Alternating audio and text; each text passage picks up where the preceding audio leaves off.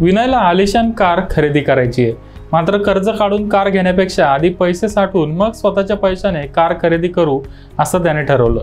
2020 मध्ये त्याने 5 वर्षांसाठी SIP चालू केली. मात्र विनयने SIP चालू केल्यानंतर शेअर मार्केटमध्ये मोठी तेजी आली. त्याला कार खरेदी करण्यासाठी जेवढी रक्कम 5 वर्षानंतर लागणार होती त्याच्यापेक्षा जास्त रक्कम त्याला केवळ 3 वर्षात मिळाली. त्यामुळे विनय जाम खुश आहे. मात्र विनय समोर एक अडचण आली आहे. त्याने म्युच्युअल फंडमधून प्रॉफिट बुक केला तर त्याला कॅपिटल गेन टॅक्स भरावा लागेल. आपल्यापैकी अनेकांना म्युच्युअल फंड्समध्ये चांगला प्रॉफिट मिळाला आहे. मात्र रिडेम्पशन केल्यावर किती टॅक्स भरावा लागेल ते जाणून घेणं महत्त्वाचं आहे. चला तर मग म्युच्युअल फंड रिडेम्पशनवर किती टॅक्स भरावा लागतो आणि हा टॅक्स वाचवण्यासाठी काही मार्ग आहे का ते जाणून घेऊया. लॉंग टर्म वेल्थ क्रिएशनसाठी म्युच्युअल फंड हे चांगलं साधन आहे. पूर्वी इक्विटी म्युच्युअल फंडवर मिळणाऱ्या लॉंग टर्म कॅपिटल गेनवर कोणताही टॅक्स भरावा लागत नव्हता. तसेच डेट फंडवर इंडेक्सेशनचा लाभ मिळत होता. मात्र सरकारने आता हे दोन्हीही लाभ काढून घेतलेत. सध्या म्युच्युअल फंडच्या कोणत्या कॅटेगरीवर किती टॅक्स आकारला जातो ते सविस्तर जाणून घेऊया. आयकर कायद्यानुसार ज्या म्युच्युअल फंड योजना भारतातल्या लिस्टेड कंपन्यांच्या शेअर्समध्ये त्यांच्या मालमत्तेपैकी 65% किंवा त्याहून अधिक गुंतवणूक करतात त्यांना इक्विटी ओरिएंटेड म्युच्युअल फंड म्हणलं जातं. इक्विटी म्युच्युअल फंडमधून 12 महिन्याच्या आधी प्रॉफिट बुक केला तर त्यावर 15% short term capital gain tax भरावा लागतो. 1 वर्षानंतर प्रॉफिट बुक केला तर पहिल्या 1 लाख रुपयावर कोणताही कॅपिटल गेन टॅक्स भरावा लागत नाही. मात्र 1 लाखाच्या वर जेवढा कॅपिटल गेन असेल त्यावर 10% long term capital gain tax भरावाच लागतो.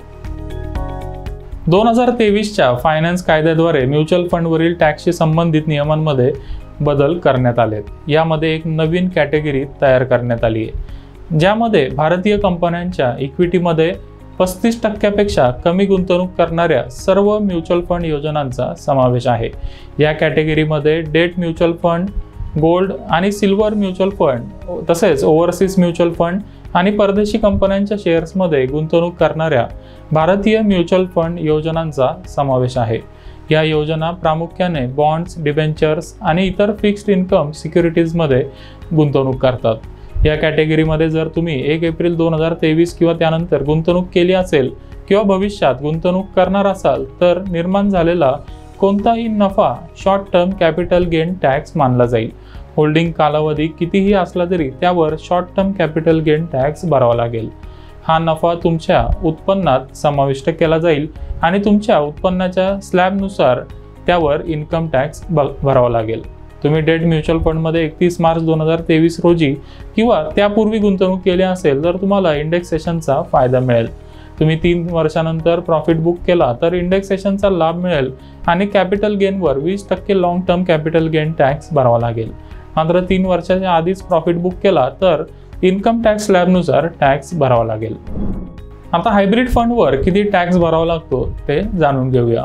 भारतीय कंपन्यांच्या इक्विटीमध्ये 35% जास्त परंतु 65% कमी गुंतवणूक करणाऱ्या सर्व म्युच्युअल फंड योजना 3ऱ्या कॅटेगरीमध्ये येतात. काही हायब्रिड फंड या प्रकारात मोडतात.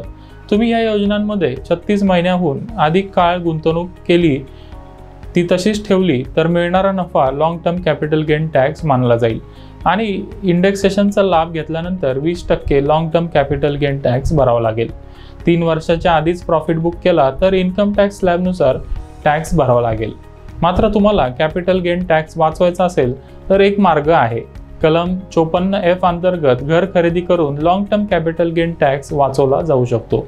यासाठी तुम्हाला केवळ नफाच नाही तर युनिटच्या विक्रीतून मिळालेली संपूर्ण रक्कम घर खरेदी करण्यासाठी वापरावी लागेल.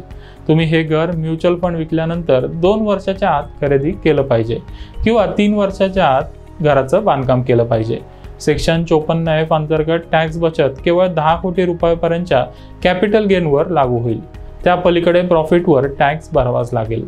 तुमच्या घरात उत्पन्न नसलेली एखादी व्यक्ती असेल तर तुम्ही युनिट्स गिफ्ट देऊन देखील टॅक्स वाचू शकता.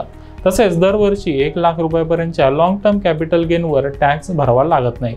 त्यामुळे SWP अर्थात सिस्टमॅटिक विड्रॉवल प्लॅनच्या मदतीने दरवर्षी थोडे पैसे काढले तर टॅक्स लायबिलिटी कमी करता येईल.